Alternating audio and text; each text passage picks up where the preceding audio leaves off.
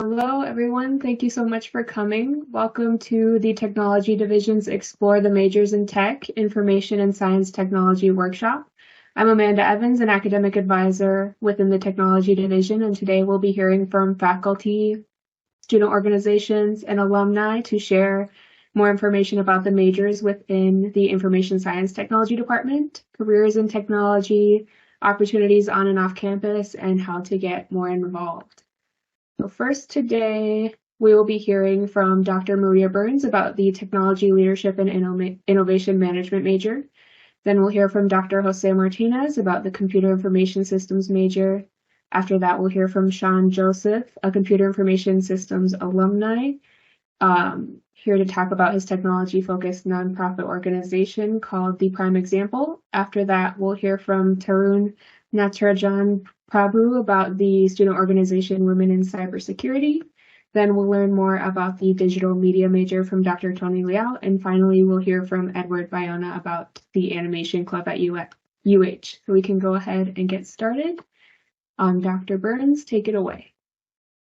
Thank you so much. And it's such a great honor and pleasure to meet you, our colleagues, and also our students that have faith in these amazing programs, all of them under information science technology. I think that we collaborate very well, and every program is so unique, beautiful. Let me start with the Technology Leadership and Innovation Management program. First of all, the majority of our students get jobs in project management. So while we teach you everything you need to know about leadership, technology, and the components of innovation, all of these end up with the knowledge to be a great leader, bring teams together, and be able to get jobs in the industry and the government where innovation and project management are appreciated. As a disclaimer, I think that our program, just like every other program within information science and technology, have a great benefit. We live in an unprecedented era of technological advancements, things that before the COVID years, we had never heard before. So I think a common denominator, again, with every information science technology program is that we are keeping abreast of all these developments in technology, artificial intelligence, deep learning, and all this. Any industry you can think of, any industry or career path that has to do with technology, we're in, okay? Innovation and all that. An important component has to do with leadership, because some students might wonder, we were not taught leadership in high school. We know what it means, but what's so special about leadership? Well, did you know that we have many different types of leadership?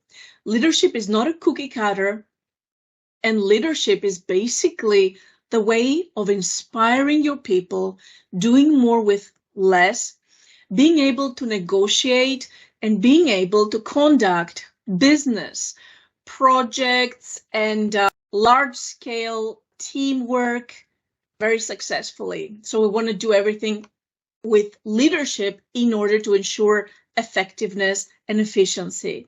While we are not innovating per se when it comes to technologies, we're not engineers per se, our students obtain free certificates in innovation engineering, and also they get free certificates, yellow belt in Six Sigma. So this is extremely important. The TLIM program offers many free certificates to our students, which are very prestigious out there in the industry. We know that our students get all the knowledge in order to pursue very ambitious career plans. We are trying to use leadership and teamwork in order to make great ideas happen. And at this point, I'd like to talk a little bit about the difference of being a boss versus being a leader. So, they say that a leader is the person that is going to inspire people and bring the best skills and values and use the component of culture, ethics, embrace people that are different, and help them be proud of this difference. Because if everybody in our team was exactly the same, like a cookie cutter, then it wouldn't make much of a difference. We want to embrace this difference. So as you can see, a leader is a person that can coach people, and we can actually help people develop and inspire people, especially in the challenging parts of every project or any era. The major in technology leadership and innovation management also has a minor, and we are thrilled to offer courses to students. Some of the interesting terms we talk about: digitalization, automation, unmanned vehicles by sea, land, and air, artificial intelligence. All of these topics we tackle in a very hands-on program. And the TLIM program also has a very strong advisory board. We are talking about companies from Microsoft and large maritime corporations, large technology-related organizations. So with this very strong advisory board, we also try to get jobs for our students in all of these cool topics. Throughout the years of your enrollment with TLIM, you'll be able to have hands-on projects. So we engage our very strong advisory board so we can have some case studies in automation, artificial intelligence, digitalization, and all of that. Now, this is just to remind all of us that in these unprecedented times, we're going to have so many developments in innovation. We'll be surprised to see the types of technologies that will be available for all of us in the years to come. And for this reason, again, we see that the entry-level jobs may become obsolete because simple repetitive patterns may be replaced by robotics and so forth. However, for problem solvers, for people that are using data analysis, and for people that are using many different techniques related to innovation and leadership, this is a program that will help you think and look at things from a different perspective. Again, there are elements of technology and business through TLIM. The majority of our students get careers related to leadership and innovation. Project management, I would say, is the #1 career path. Technology and manufacturing, digital innovation, research and business analysis, data analysis, and so forth. Sometimes when our students get this interview for their dream job, they get asked, so you're studying about innovation, what can you do for us? The answer is we are optimizing, we are improving processes, day-to-day operations, we see the big picture, and we can facilitate anything towards efficiency. Every year we have this conference. It's a big deal for us. We take pride of our annual conference. This year we have, again, several first-class speakers. We have panels as well, in addition to these leaders. So we are trying to provide students with job opportunities. We want to provide them with the opportunity to see how this transition from college life to a successful industry career looks like. And we want to groom and support our students to an environment that feels familiar to them in every stage of the process. So, ladies and gentlemen, I was short and sweet, and I look forward to any questions you may have about the program. Thank you so much. Thank you so much, Dr. Burns, for that information, your presentation. We appreciate it. Next up, we've got Dr. Jose Martinez on computer information systems. Let me just share my desktop very quickly.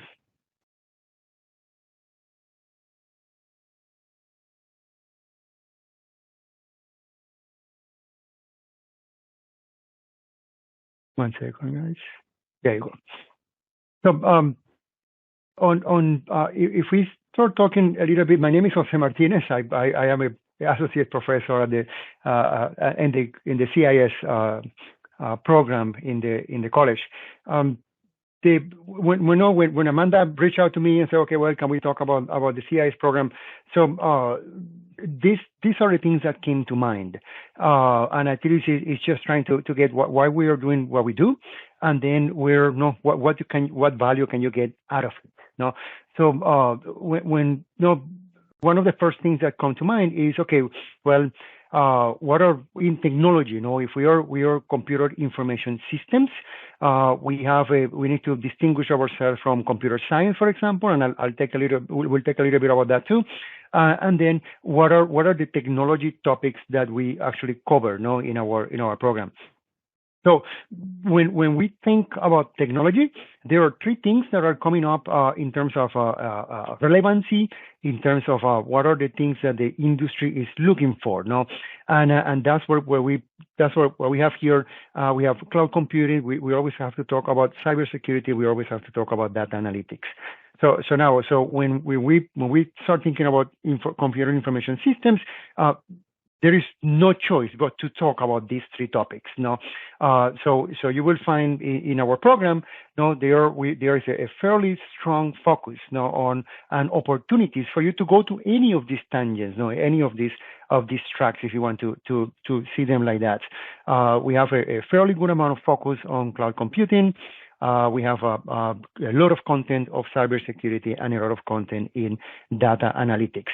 The industry is going through this transformation. So cloud computing is still fairly a topic where organizations are moving from on-premises to the cloud.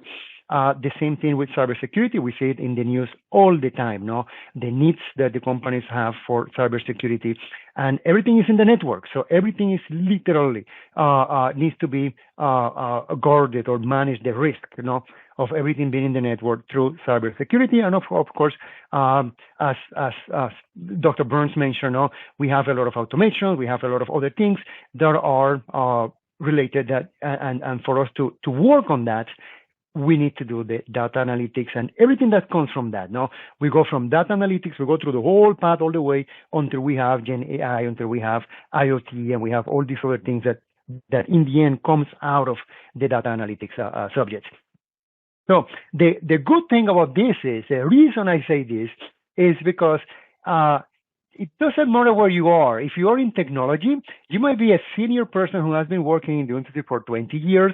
You might be a person that is graduating right now, and we are all in the same place. We're in the same boat. We have to go to training. We have to learn, because the cloud computing part is something that we don't know, and we're not. So the industry needs to learn also. The same thing for the new concepts that are coming in cybersecurity. These are things that it doesn't matter if you're in the industry, you still have to go to training for this. So if everybody needs to learn these topics, you as a student who is in CIS, you are right at the perfect timing, because you are pretty much at the same level that all those guys that have 20 years of experience over you.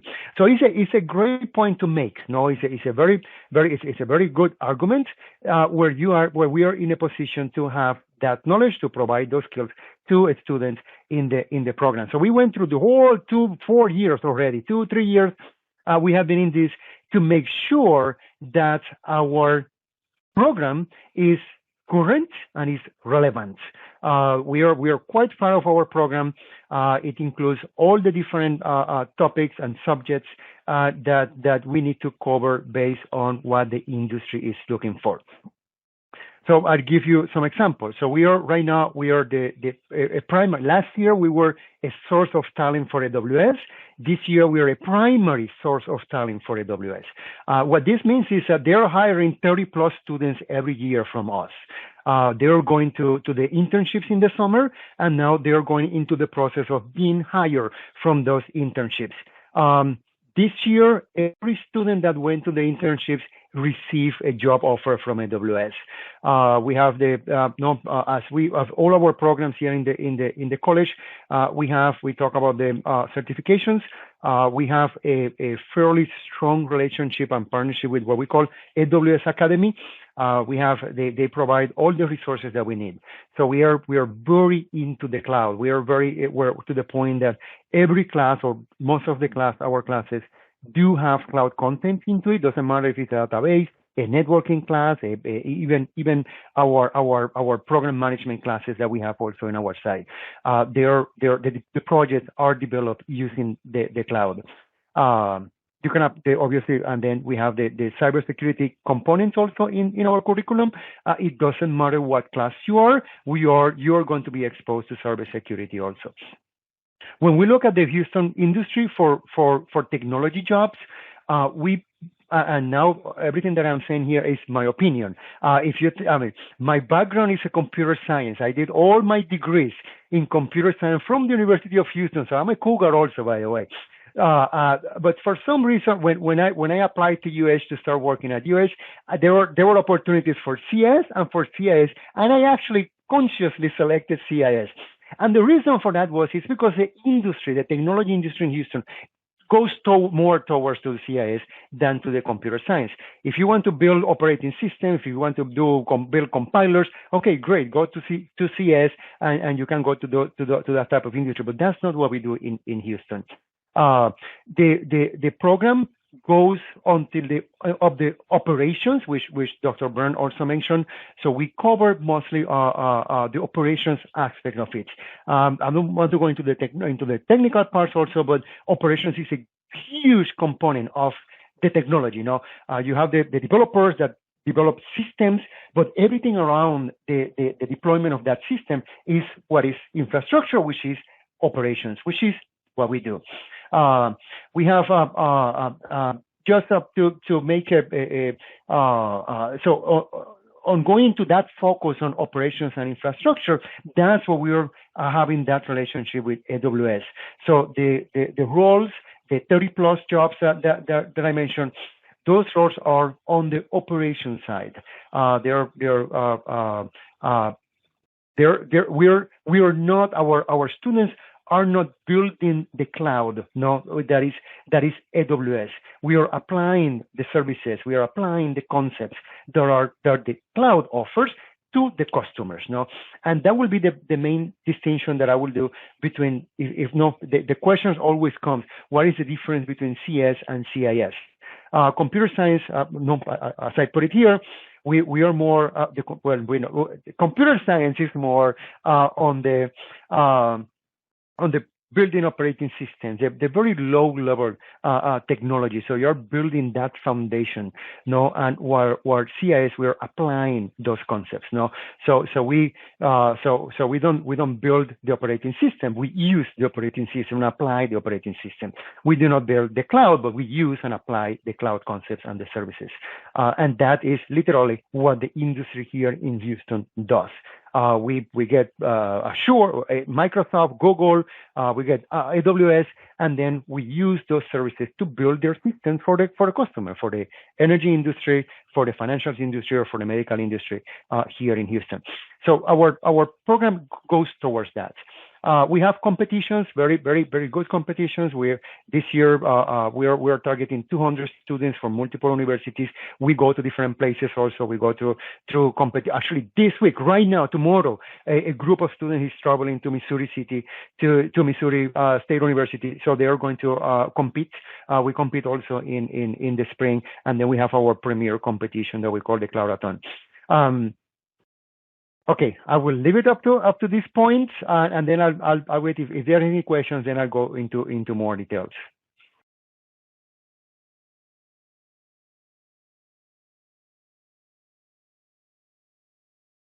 Amanda, you can take it if you want. All right, absolutely. Thank you so much. All right, we appreciate that information. If anybody has any questions, feel free to put them in the chat. Otherwise, we can take more questions at the end. Up next, we've got Sean Joseph here to present about his nonprofit organization called The Prime Example. Thank you, Amanda. So I have a couple of things. So I'm a 1996 U of H graduate.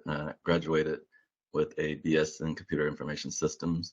So I can speak to a lot of the things that I'm sorry, that I'm sorry, I don't know if it was Dr. or Mr. I'll call you Doctor. If it wasn't, then I'm sorry if I'm wrong. But Dr. Martinez just spoke to. The industry really has changed a lot since I entered computer information systems. So when I graduated, the basic foundations of the internet were really just becoming to be a part of mainstream corporate America. So most of the jobs when I actually came into IT were kind of back office, where you almost were the guy in office space where you're sitting in the basement and no one even knew who you were or what an IT department actually did. So over the last 20 years, obviously that's changed a lot. And really in the last few years, because of the advent of cloud and the proliferation of, usage of the cloud, kind of, I would go back to that same point that what computer information systems majors actually do is really relevant in most corporations because we help solve business problems in an IT focused manner. So most of my projects are things dealing with like the accounting departments or the finance departments or the marketing departments. I have clients, from different areas and sectors: healthcare, finance, banking, what else? So many different sectors. I mean, oil and gas, any sector you can think of. And my degree really applies to each and every one of those opportunities and those roles.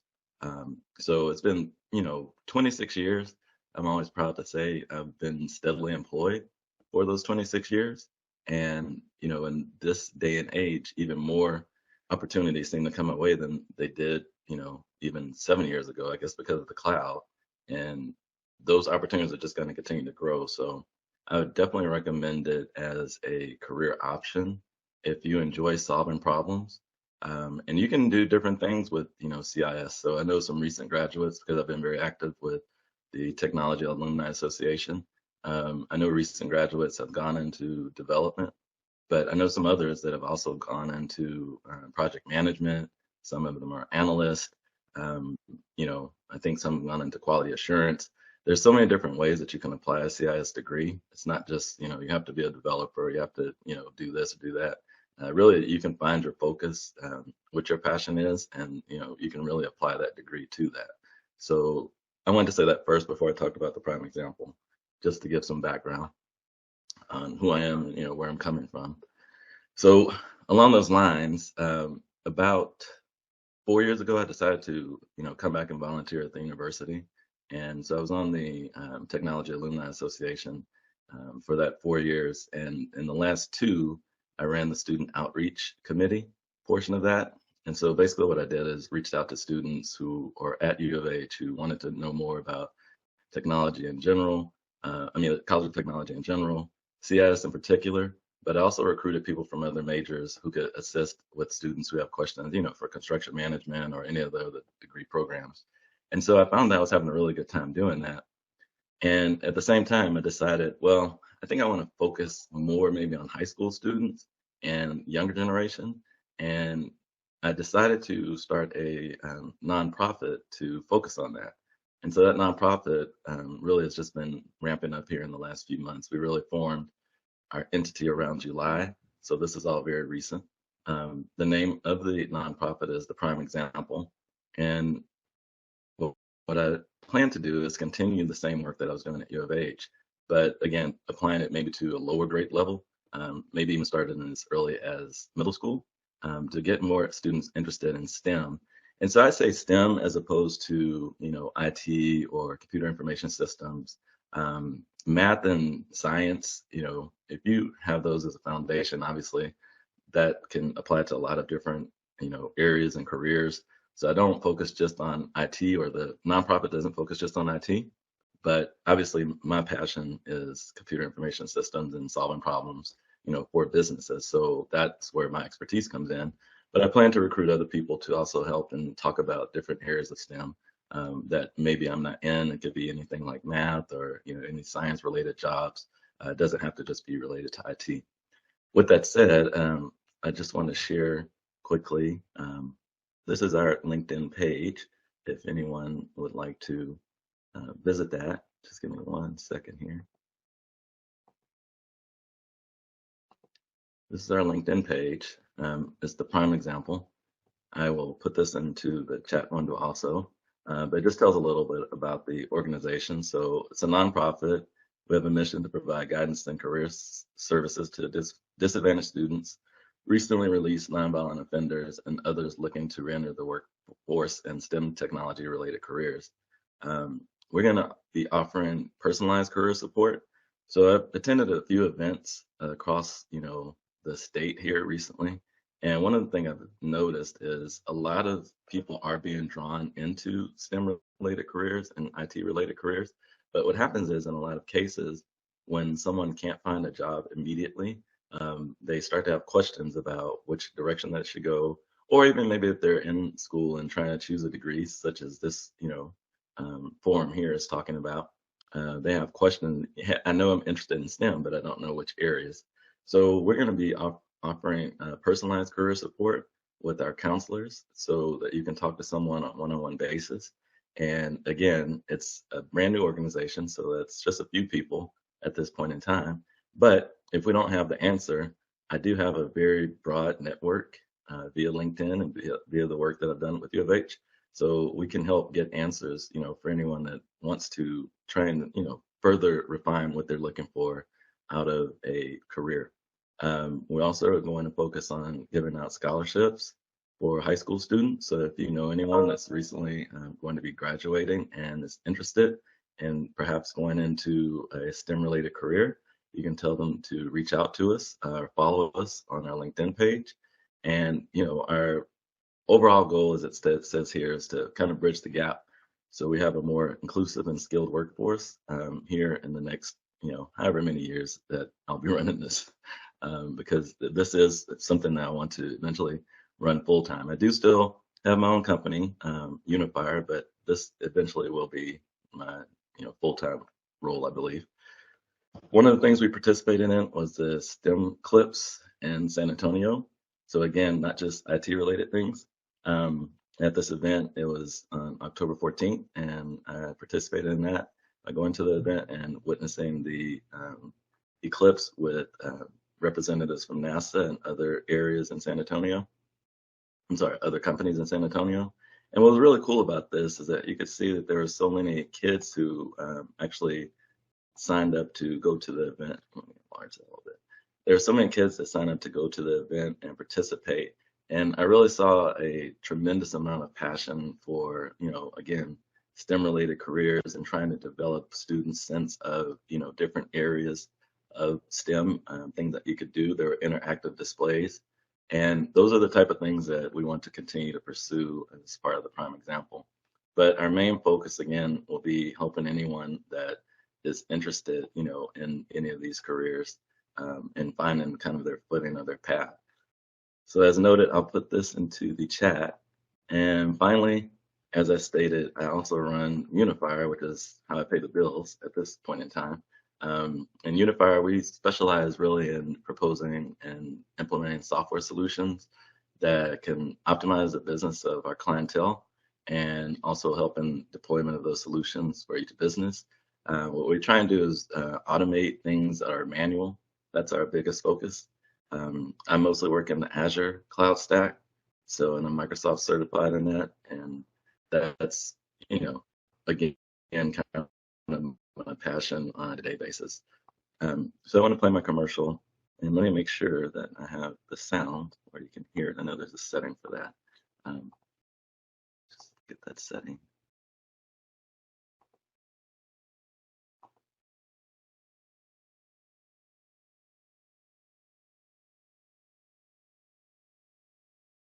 Well, I'm not sure that it's there because I've tried this before in another presentation and it didn't work. So what I'll do, I'll put the commercial and our LinkedIn page into the chat window. And if anyone wants to get more information or follow us, please do so. If anyone's interested in volunteering, I'm also looking for volunteers, so please reach out. But again, I'm putting this into the chat. And I do thank you for allowing me to present today. Up next, we've got a student, Bertram Jenkins. He is a veteran, and he's here to talk about the Technology Leadership and Innovation Management Program. How is everyone doing this wonderful evening? Doing great, thank you. I'm a Navy veteran. We have to think for a living. It's okay. Thank you for joining us, Bertram. You're amazing. Thank you. No problem. I'll be honest with you. I didn't know what to expect going into this degree. TLIM is after much research, it's a degree that would benefit a lot of leadership people going into upper management, CEOs, CFOs, directors, people in upper management, because it breaks down a lot of what they need. I've been in a lot of management positions over the years without having a degree, and this is definitely a degree that would highlight like things that you might be looking for, or things that you may be missing on your resume. Also, you have an opportunity to obtain your blue belt in innovation and your yellow belt for free, taking a course, which not only adds to your salary capabilities, but also adds to your attractiveness on your resume. There's a lot of upsides you have, and also the staff that is teaching the degree are all they all have real world experience. As Miss Burns, she's a wealth of knowledge and an encyclopedia of people, a Rolodex of people who to deal with. So it's a great program, and if you have any questions, I'd be more than happy to answer. Thank you so much, Bertram. Thank you, Not Bertram. a problem. I did All right, have a thank you. question, if you Yes. don't mind, about those certifications you were talking about. So are those certifications integrated in the required classes for Thank technology you leadership? so much. That's a great question. Actually, they are. What happens is when a student enrolls in our innovation class, they obtain a blue belt in innovation when they have a grade of, grade A. They get all the contents, but they have to complete the class successfully and have a particular grade to get this certification. And when it comes to the quality class, where students will obtain a Six Sigma yellow belt, the students that take the exam, which is not very difficult, as long as they enroll in the exam, and they pass the score of 70 or better, they will obtain this certification. In addition, we have an emergency management class and my budgeting class, where students also obtain many free certifications related to these topics, and including leadership and so forth. Thank you very much. I would like to add the Six Sigma yellow belt, just to take that outside. It's usually I've heard it's about $2,500, and you're getting it for free with the class. So it's an excellent program. I highly recommend it, just because of so much I've learned. From SWOT analysis, fishbone diagrams, to just breaking down everything that you're looking for, and processes. When you're trying to learn processes and procedures, this program goes above and beyond. So that's all I have. Thank you.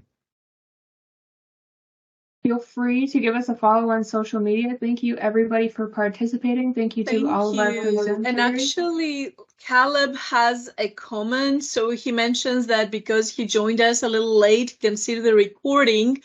And I can guarantee we have so many students that would love to see the recording. So that's great.